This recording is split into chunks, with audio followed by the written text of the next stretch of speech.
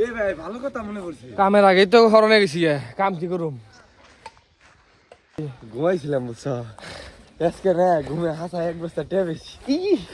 কামটা করছি কি বলে ঘুমের তো লাগ বস্তা ঠিক ভাই। আমি পাইনি তো, পাইছি আরেকজনে। মারামারি করবানছি, তারপরে হ্যাঁ টেয়া বুঝছো হাত দেয় না। মনে করো আধা ঘন্টা ধরে খালি মারামারি নিয়েছি যে ভাই আমার কয়টার দিই, হ্যাঁ দেয় না বুঝছো।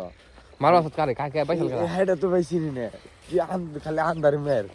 পরে যে তুমি ডাক দিয়ে উঠিয়া লাইছো, টেয়া বস্তা তো আনবার দিলে না। ভাগটা পাইলি না রে? ইস আফসোসটা আগে কবি না, আমার চেহারা তুই গড়াগড়ি নিয়েছে তো ডাক দিতাম না।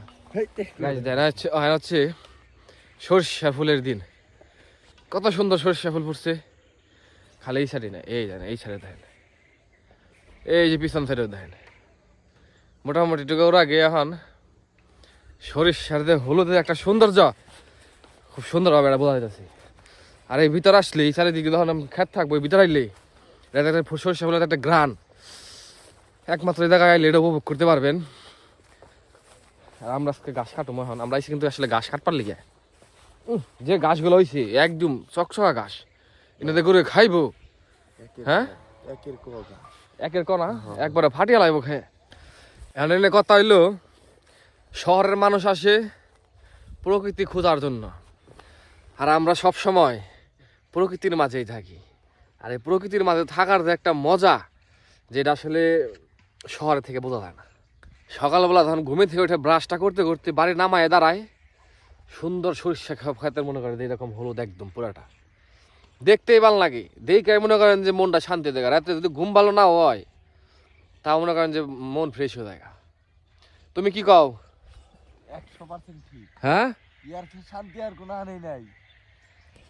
এর থেকে শান্তি আর কোনো হানি নাই। প্রকৃতির মাঝে যে শান্তি পাওয়া যায়।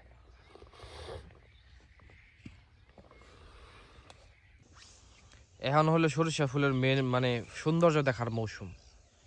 ফুলের যে একটা সৌন্দর্য, এটা বেশি দিন আর থাকবো না, সর্বোচ্চ আর 10-12 দিন বা 1 সপ্তাহ। তারপরে হচ্ছে ফুলগুলো ঝরে পড়বো, এবং এখন যে সৌন্দর্যগুলো লাগতেছে এগুলার তখন থাকবো না। এই দেখেন,